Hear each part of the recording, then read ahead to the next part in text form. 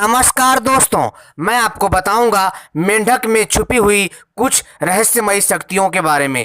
मित्रों, आपको जानकर हैरानी होगी कि मेंढक के पास ऐसी कौन सी चमत्कारी शक्ति है, ऐसी कौन सी अद्भुत कुदरती कला है जिसके बल पर इस मेंढक को सबसे अद्भुत एवं दिव्य माना जाता है। दोस्तों, हमारे पुराणों में मेंढक के बारे में कई कथाएं हैं और कई साधनाएं भी हैं। दोस्तों, एक साधना है मंडकेश्वरी साधना, जिसमें दिव्य साधना की जाती है और धन की प्राप्ति की जाती है। लेकिन दोस्तों, आज मैं आपको कोई साधना नहीं बताऊंगा, बस और बस केवल आपको इस रहस्यमयी मेंढक से जुड़ी कुछ बातें बताऊंगा। मित्रों, आपने इच्छाधारी नाग के बारे में तो जरूर सुना होगा। आपने यह भी सुना होगा कि इच्छाधारी नाग के पास नागमणि होती है, जिसके दम पर वह आसानी से कोई भी रूप धारण कर लेता है और कहीं पर भी आसानी से आ जा सकता है और किसी का भी रूप आसानी से धारण कर सकता है। लेकिन दोस्तों, आप लोगों में से बहुत कम लोगों ने मेंढक मणि के बारे में सुना होगा। जी हाँ दोस्तों, आपको सुनकर हैरानी हो रही होगी और आप इस बात को लेकर के भरोसा नहीं कर पाएंगे। लेकिन दोस्तों, ये सत्य है, क्योंकि दोस्तों ऐसे कई जीव हैं जिनके पास उनको मणि दी जाती है और यह मणि कुदरती तौर पर उनको मिलती है।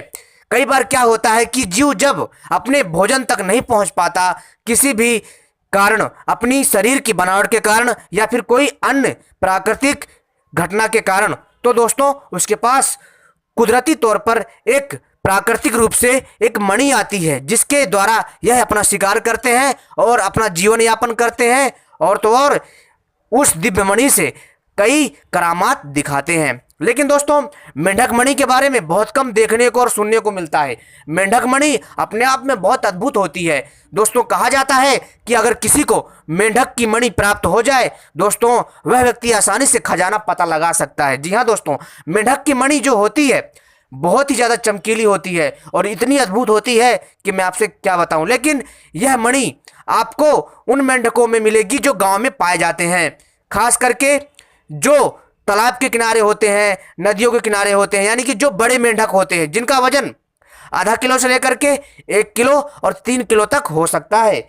दोस्तों, इस मेंढक में विचित्र सी धारियां बनी होती हैं और तो और दोस्तों इनके माथे पर जो है त्रिशूल जैसा और विचित्र जो है आकृति बनी होती है, जिसमें यह मेंढक मणि पाई जाती है। दोस्तों, मेंढक की मणि जो होती है अपने आप में बहुत ज़्यादा चमत्कारी होती है। यदि किसी को प्राप्त हो जाए, गंभीर से गंभीर रोगों को ठीक कर सकते हैं, गंभीर से गंभीर मुसीबतों को दूर किया जा सकता है और तो और दोस्तों इस मणि के द्वारा आसानी से इंसान अदृश्य भी हो सकता है। जी हाँ दोस्तों, और तो और दोस्तों इस दिव्य मेंढक मणि के कारण कई तरह की खोजें भी की जा सकती हैं। लेकिन दोस्तों, यहाँ पर बहुत सारे लोग प्रश्न चिन्ह लगाएंगे कि यह तो हो ही नहीं सकता। लेकिन दोस्तों, मैं आपको बता दूं कि आज भी प्रकृति में ऐसे ऐसे जीव हैं जिनके ऊपर से पर्दा नहीं उठा है।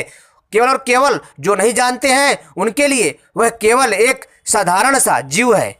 लेकिन दोस्तों, जो मेंढक की मणि है अपने आप में बहुत अद्भुत है। इसके द्वारा जो पुराने समय में जो ओझा होते थे, जो तांत्रिक लोग होते थे, वो लोग पुराने मेंढक को खोज करके उसकी मणि प्राप्त करते थे। दोस्तों, कई बार क्या होता है कि मेंढक मणि कब निकालता है और इसका समय क्या होता है।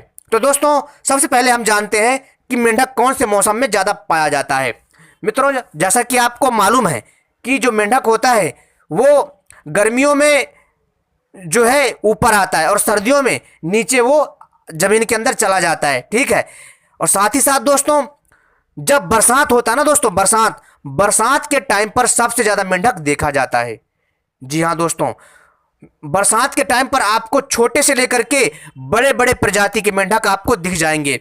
मित्रों, हमारे भारतवर्ष में छोटे से लेकर के बड़े मेंढक तक पाए जाते हैं और हर एक रंग के। लेकिन मुझे समझ में नहीं आता किस मूर्ख ने गलत इतिहास लिखा है, किस मूर्ख ने जो है मेंढकों के बारे में जानकारी दी है कि इंडिया में यानी भारत में केवल और केवल छोटा मेंढक पाया जाता है। ऐसा कहीं कुछ नहीं है दोस्तों।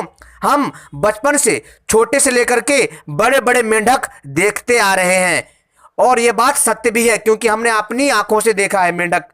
लेकिन दोस्तों, जो मेंढक मणि है इसको दोस्तों गांव में कई लोगों ने देखा है, लेकिन दोस्तों अब तक मैं सही बात बताऊं, मैंने भी अभी तक मेंढक मणि नहीं देखी है। लेकिन दोस्तों मैं भी बहुत जल्द मेंढक मणि की खोज में निकलूंगा, लेकिन इसके लिए मुझे जो है अगली बरसात का समय जो है निर्धारित करना पड़ेगा। क्योंकि दोस्तों जो अभी जो समय चल रहा था, आपको तो पता ही है कि जो इस समय का जो दौर है खतरनाक बीमारियों का बहुत ज़्यादा कहर चल रहा है। इस कारण दोस्तों मैं भी इस खोज में सही से लिप्त नहीं हो पाया। लेकिन दोस्तों जो मेंढक मणि है अपने आप में बहुत अद्भुत है। दोस्तों इसके जो अद्भुत फायदे हैं, जो इसके चमत्कारी फायदे हैं, बहुत ही अद्भुत हैं, जो कि हमें कई ओझा और तांत्रिकों एवं जो गांव में जो ग्रामीण लोग होते हैं उनसे सुनने को मिलता है। दोस्तों क्या होता है कि आपने देखा होगा, जब कई बार किसी का तालाब के किनारे घर होता है, नदियों के पास घर होता है, और कई बार खेतों के आसपास जो पोखर होते हैं, नहर होते हैं, दोस्तों खास करके जहाँ पर झाड़ियाँ बहुत ज़्यादा होती हैं, मतलब जहाँ पर एकदम सुनसान सा जगह होता है, वहाँ पर यह आपको बहुत ही ज़्यादा मिल जाते हैं। दोस्तों ऐसा बताया जाता है कि शाम के टाइम जो है, जो वो होते हैं ना, उसको क्या बोलते हैं, जो बैल चराते हैं, जो बकरियों को चराते हैं, उनको बोलते हैं गड़रिया। आप लोग भी जानते होंगे, जो लोग जानवरों को चराने का काम करते हैं। तो दोस्तों क्या होता है कि वो लोग शाम के समय अपने जानवरों को पानी पिलाने जा रहे होते हैं। तो दोस्तों उनको जो है ना एक मेंढक दिखता है, एक बांध होता है, मतलब पोखरों के किनारे, तालाब के किनारे एक बांध टाइप होता है, मतलब यानी कि मिट्टी का एक ऊंचा टीला होता है।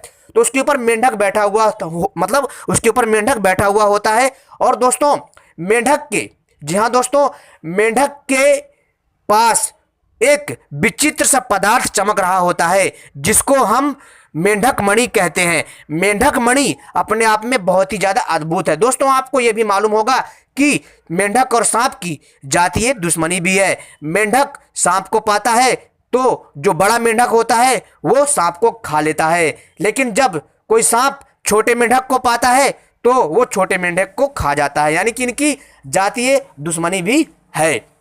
दोस्तों ये तो खैर प्रकृति की घटना है, ये तो चलती रहती है। लेकिन जो गांव वाले थे, जो अब शाम के समय जब अपने जानवरों को चारा खिलाने के बाद पानी पिलाने के लिए जाते हैं, तब वो पोखर के पास एक बांध के ऊपर, मिट्टी के टीले के ऊपर एक मेंढक देखते हैं, जिसके सर के ऊपर एक विचित्र प्रकार का पदार्थ चमक रहा होता है, जिसको बोलते हैं मेंढक मणि।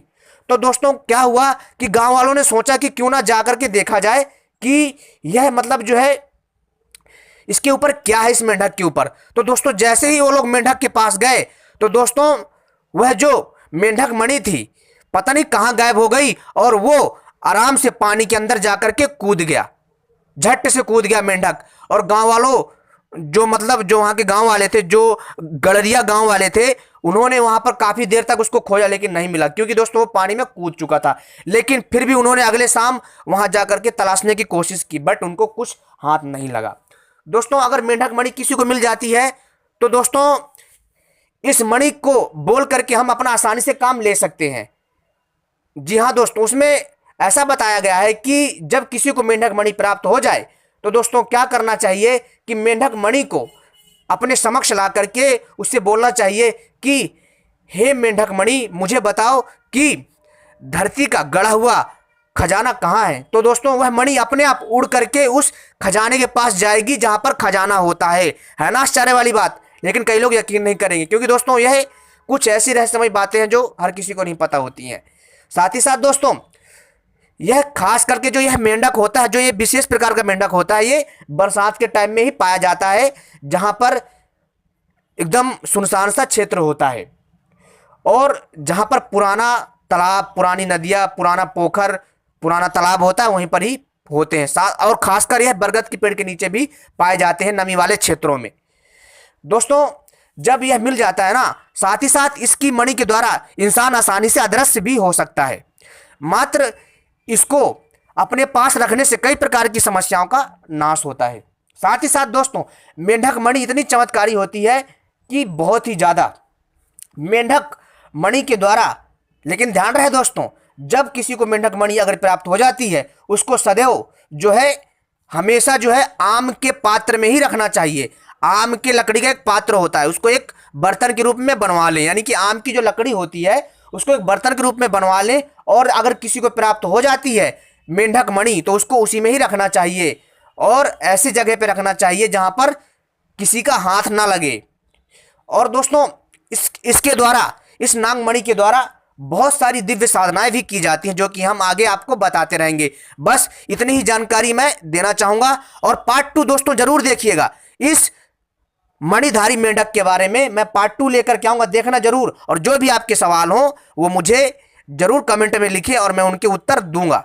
ठीक है दोस्तों, आपने मेरी वीडियो देखी, आपका बहुत बहुत धन्यवाद। दोस्तों ऐसी वीडियो पाने के लिए मेरी वीडियो को लाइक कर लें, चैनल को सब्सक्राइब कर लें और घंटी जरूर दबा लें ऐसी ही वीडियो पाने के लिए, और वीडियो को शेयर कर दें दूसरों के साथ भी दोस्तों।